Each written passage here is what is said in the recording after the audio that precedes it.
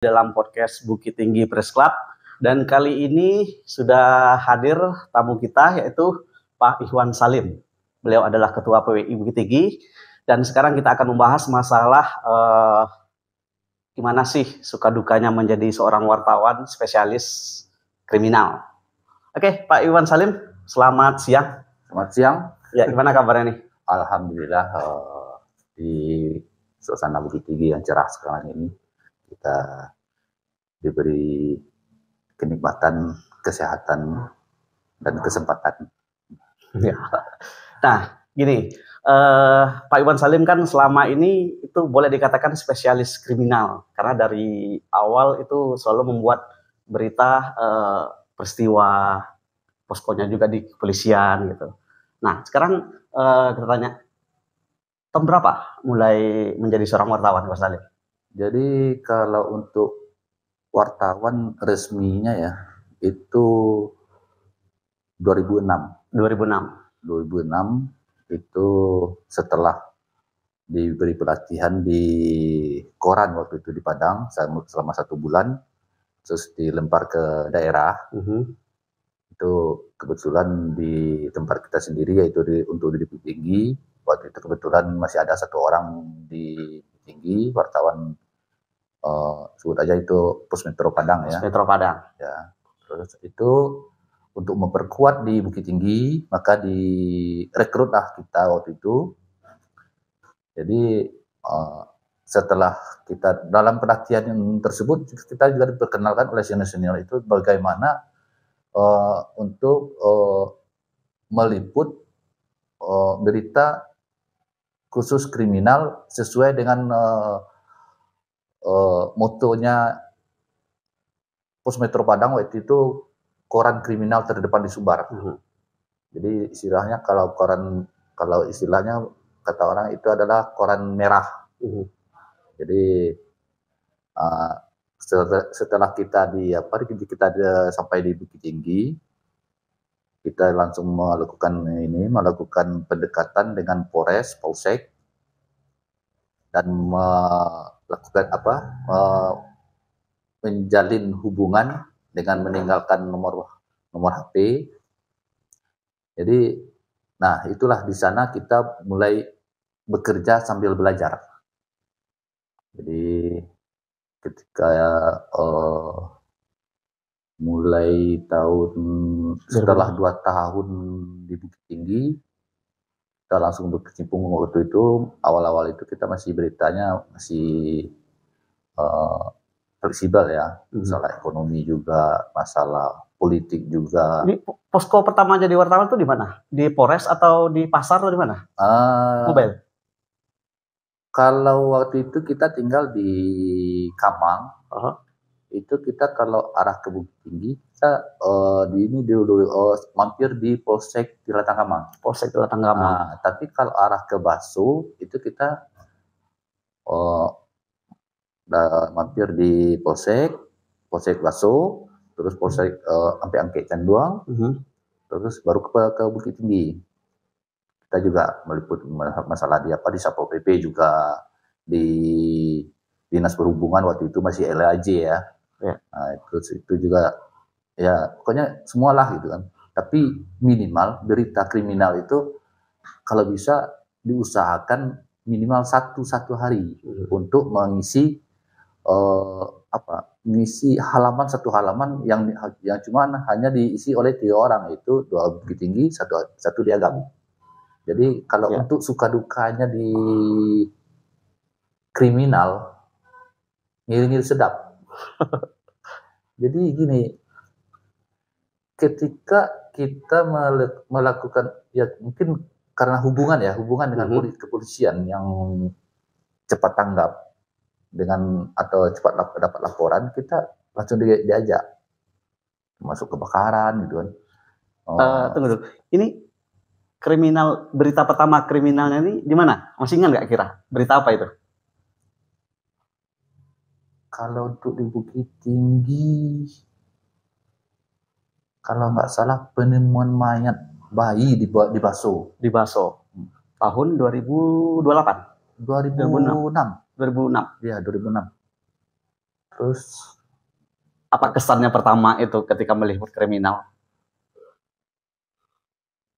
Ya kita kan masih canggung atau gimana? Ya kita kan mungkin karena udah ditempa di padang ya. Terus bagaimana menghadapi mayat yang sudah busuk itu sudah dipelajari. Bagaimana supaya kita tidak mual kan. Terus kalau untuk masalah kriminal sebenarnya banyak ya yang berkesan banyak.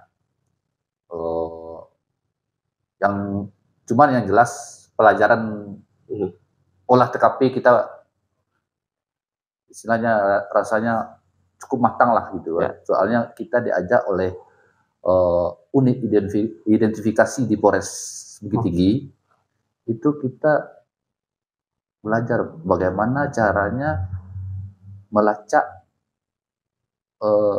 jejak yang ditinggalkan oleh pelaku dan apa-apa yang harus kita lakukan.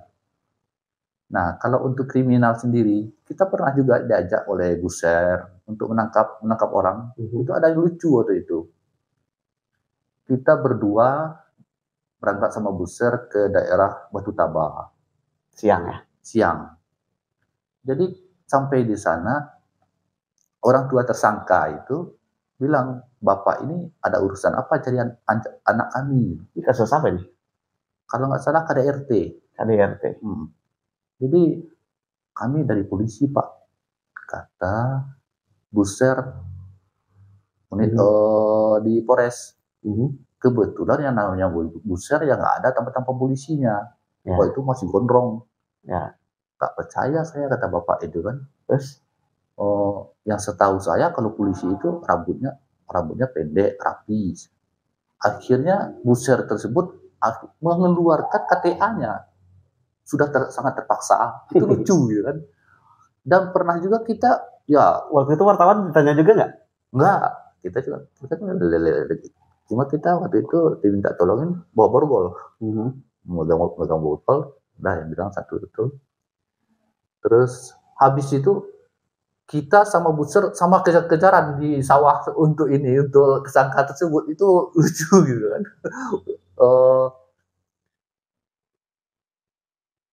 Ya sampai akhirnya dapat, ya kita udah jadi polisi, kita borgol, kita bawa ke ini. Iya. Kebanyakan wartawan itu kadang-kadang menunggu rilis dari kepolisian, kemudian juga menunggu di Mapores untuk informasi. Nah, ini ketika seorang Iwan Salim langsung terjun ke lapangan, kira-kira apa yang dirasakan saat itu? Apakah memang ini suatu kepuasan atau gimana? Itu ya apalagi waktu itu wartawan masih sedikit ya. Masih sedikit. Belum terlalu banyak ya. Iya, jadi koran itu masih dicari orang waktu itu. Jadi pernah itu kasus pembunuhan oleh yang remaja putri. Itu siapa namanya? Si Brekele. Oh, ya. Itu kepuasan banget itu. Itu 1 minggu oplah koran itu 800 di Bukit Tinggi. Jam 9 pagi udah habis. 800 sehari. 800 eksemplar ya? Eksemplar. Itu jadi akhirnya anak-anak asongan yang jual koran itu, dia pasti nanya, Bang, besok berita apa Bang? Ini. Dia bilang sama pemasaran, Bang, saya besok koran 75. Bang, saya besok koran 100. Yang nanya itu siapa? Anak-anak asongan. Anak-anak asongan kita kan membawa berapa orang ya? Waktu itu 7 orang. Terus mereka jual kemana? Ya di jalan-jalan di jalan raya ya. Di jalan raya. Pernah juga waktu kasus ini ada pembunuhan Juragan Tahu di belakang dekat Kodim itu. Ya. Itu teman pas ngisi minyak, ada korannya di sana. Dia ambil sama orang karena koran udah habis. Itu kepuasan. Iya. Jadi ini karena waktu itu eksklusif ya, karena media sosial belum terlalu gencar, makanya semuanya pada memburu koran ya. Koran walaupun beritanya kalau kita anggap sekarang itu sudah agak basi ya, soalnya kejadian siang atau pagi ini besok baru besok dibaca gitu kan.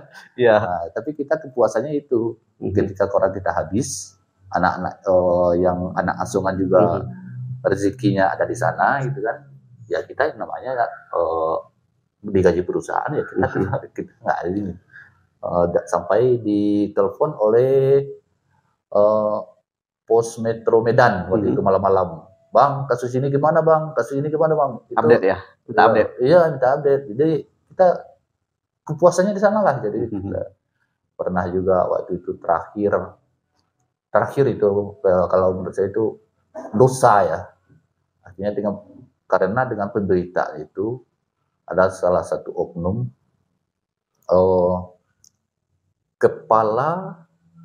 ketua pengadilan agama Padang Panjang tertangkap di hotel ya sama selingkuhannya, akhirnya dicopot jabatannya.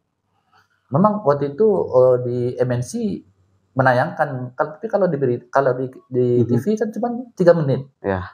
Tapi kalau di koran ya. Kalau di koran sampai koran itu dihancurkan, berita itu masih ada gitu. Jadi itulah malah di kepuasan waktu itu disogok juga. Pernah disogok juga? Pernah. Siapa? Dia disampaikan sama kepala dinas oknum. Terus bisa nggak berita itu nggak dikeluarkan? Terus minta berapa? Saya minta 2 miliar. Bukan untuk saya, untuk anggota Bapak supaya nggak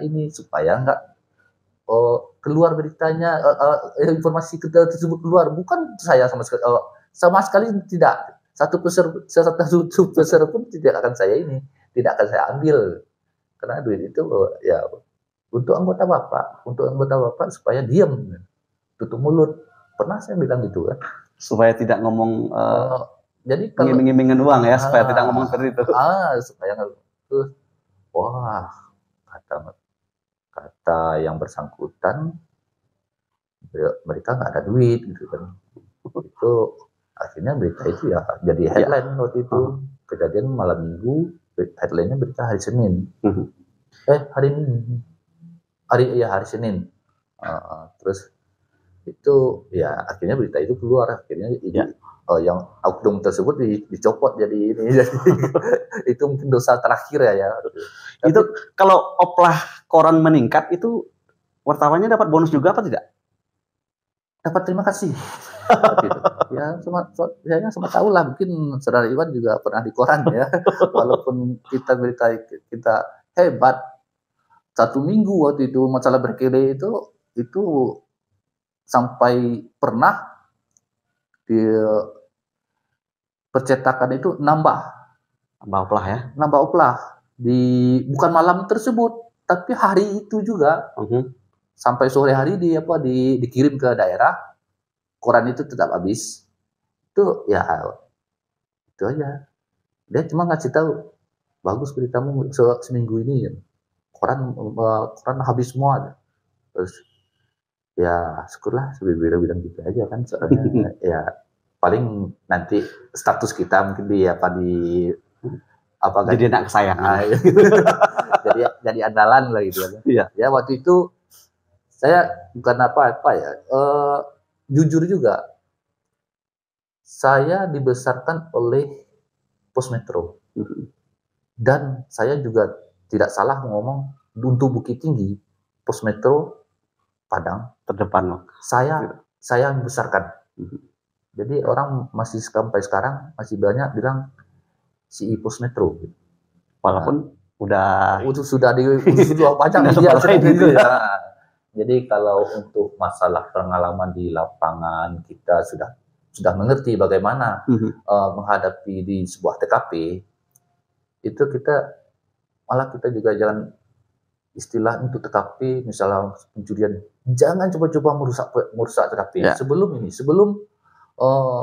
pihak yang berwenang itu masuk. Ya. Nah, kalau di koran ini kan tidak melulu kriminal, ada ekonomi juga dengan lainnya.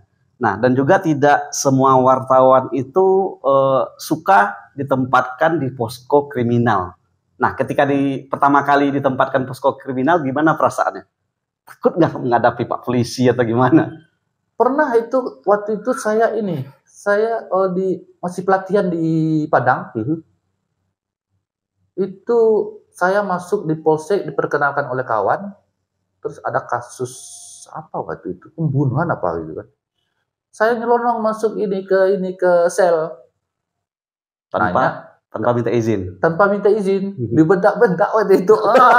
Ya kita namanya orang baru kan. Iya. Akhirnya teman yang satu ini bilang, maaf Pak, itu dia masih belajar, masih ini. Belum. Itu statusnya magang atau gimana? Masih pelatihan. Masih pelatihan. Masih pelatihan. Jadi training gitu ya. Training lah. Jadi akhirnya gini. Jadi masalah pertanyaan kita juga sama polisi ngerti kan, polisi sedang melakukan pemeriksaan, kita jangan juga nanya-nanya.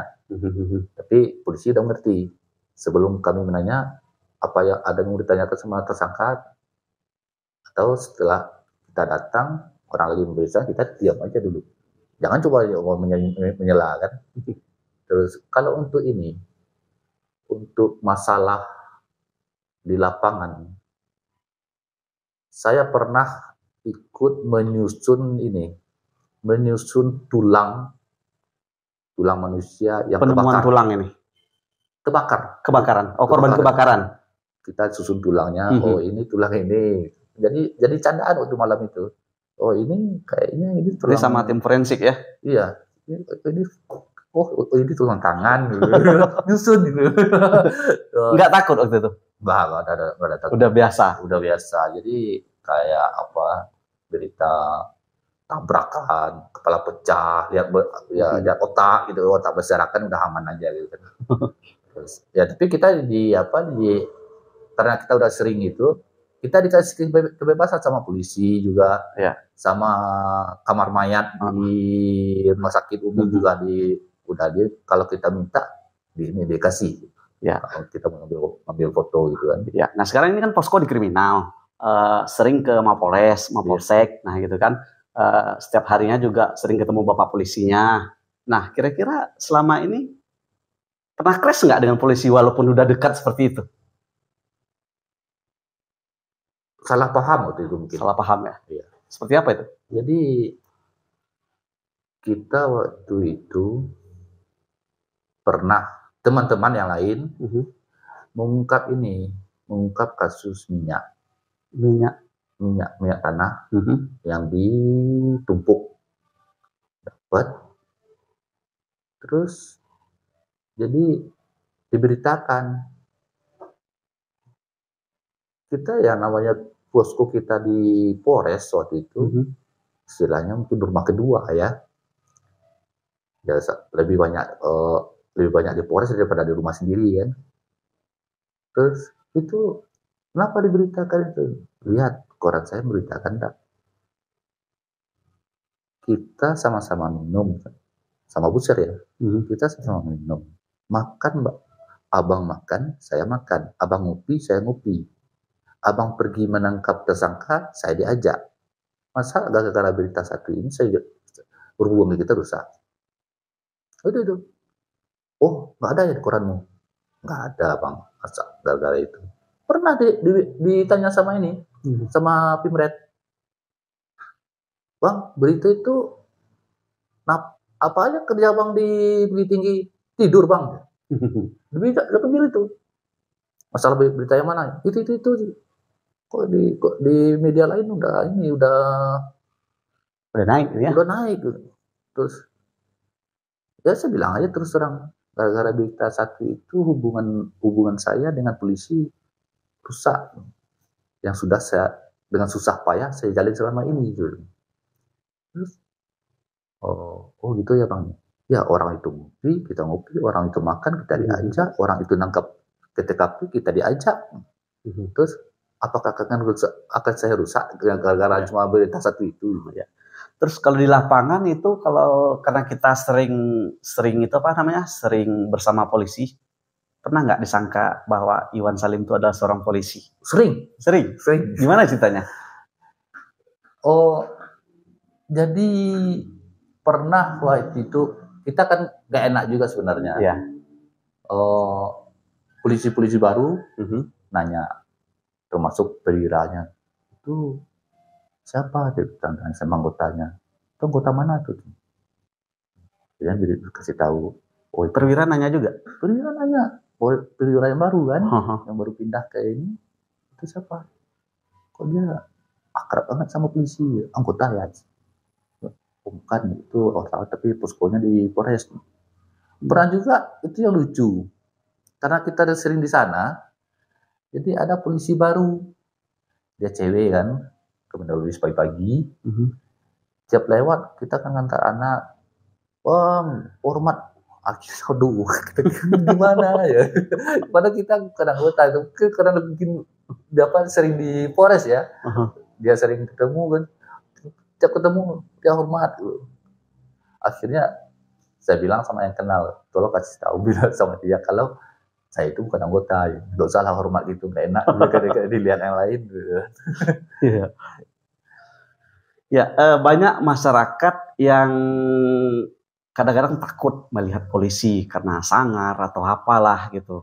Nah, kalau Pak Iwan Salim sendiri menilai sosok polisi itu seperti apa? Apakah memang itu menakutkan atau memang sama aja seperti yang lain gitu? Ya mungkin kalau masyarakat wajar ya melihat itu, mungkin polisi ya namanya, mungkin itu zaman Orde Baru dulu ya.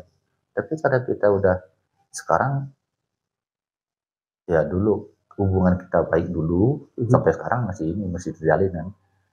Ya kalau pernah ada juga kalau untuk polisi yang sangar, kayaknya nggak ada ya.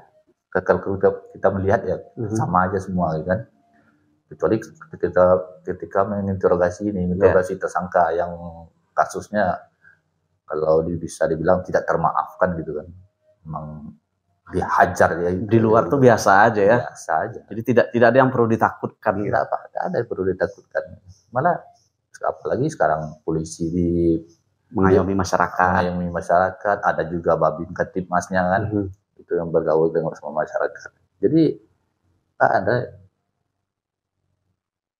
Ya gimana ya, malah polisi sekarang yang dekat-dekat dulu, yang umurnya masih di bawah kita panggil nama aja, nggak panggil Pak gitu, biasa aja. Ya tapi orang menganggap polisi itu ya mungkin pengaruh dulu gitu kan. Ya. Pernah juga waktu itu saya kan dikasih waktu itu kaos pemadam kebakaran. Saya langsung ke TKP, ambil foto, dimaki-maki sama masyarakat.